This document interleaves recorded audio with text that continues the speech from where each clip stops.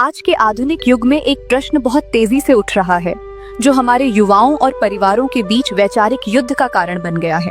प्रश्न है, क्या हमें अपनी जाति से बाहर विवाह करना चाहिए? कुछ लोग इसे प्रेम और स्वतंत्रता का नाम देते हैं। क्या ये सिर्फ एक सामाजिक नियम है या इसके पीछे कोई गहरा आध्यात्मिक विज्ञान छिपा है? तो कुछ इसे परंपराओं का उल्लंघन मानते हैं, लेकिन क्या आपने कभी सोचा है कि हमारे प्राचीन धर्मग्रंथ और ऋषि मुनि इस बारे में क्या कहते हैं?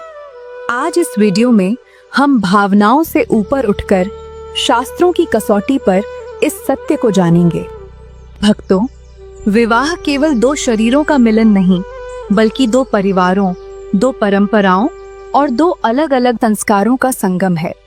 शास्त्रों में अपनी ही जाति या वर्ण में विवाह को प्राथमिकता इसलिए दी गई ताकि दोनों पक्षों की जीवन शैली, खान पान और पूजा पद्धति एक समान रहे। जब दो अलग विचारधारा वाले लोग साथ आते हैं तो अक्सर तालमेल बिठाना कठिन हो जाता है। समान कुल और जाति में विवाह होने से घर का आध्यात्मिक वातावरण संतुलित रहता है, जो आने वाली पीढ़ी के चरित्र निर्माण में नींव का काम करता है। अब बात करते हैं उस सबसे महत्वपूर्ण बिंदु की, जो इस वीडियो का सार है। हमारे शास्त्रों में वर्ण संकर संतान का उल्लेख मिलता है। जब बिना किसी शास्त्रीय आधार के दो भिन्न वर्णों का मिलन होता है तो उससे उत्पन्न होने वाली संतान को वर्ण संकर कहा जाता है। धर्मशास्त्र कहते हैं कि ऐसी संतान द्वारा किया गया तर्पण या श्राद्ध पितृदेवों को प्राप्त नहीं होता। सोचिए, जिस कुल के पितृ प्यासे और अतृप्त रह जाएं, क्या उस कुल में शांति रह सकती है? पितरों की प्रसन्नता ही वंश की वृद्धि और ऐश्वर्य का आधार है। यदि आधार ही हिल जाए तो कुल का विनाश निश्चित है। आजकल लोग कहते हैं कि इंसानियत ही सबसे बड़ा धर्म है। ये सच है, लेकिन नियम और मर्यादा समाज को बांधे रखने के लिए होते हैं।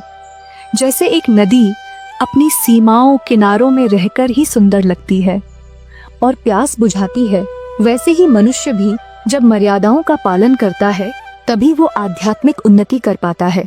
अपनी जाति में विवाह करना केवल भेदभाव नहीं, बल्कि अपनी जड़ों और अपनी विरासत को बचाए रखने का एक तरीका है। ये हमारे पूर्वजों के प्रति हमारा सम्मान है। अंत में निर्णय आपका है, लेकिन याद रखिए, जो पेड़ अपनी जड़ों से कट जाता है वो ज्यादा समय तक हरा नहीं रह सकता। आधुनिकता के नाम पर अपनी सनातनी परंपराओं और पितरों के आशीर्वाद को दांव पर न लगाएं। शास्त्र हमें डराने के लिए नहीं, बल्कि हमें सही मार्ग दिखाने के लिए बने हैं। भक्तों, अगर आपको यह जानकारी महत्वपूर्ण लगी हो तो इसे अपने मित्रों और परिवार के साथ साझा करें। कमेंट में जय श्री कृष्ण जरूर लिखें और हमारे चैनल को सब्सक्राइब करें ताकि हम मिलकर सनातन धर्म की इस मशाल को जलाए रख सकें। धन्यवाद। खुश रहें, सनातनी बने रहें।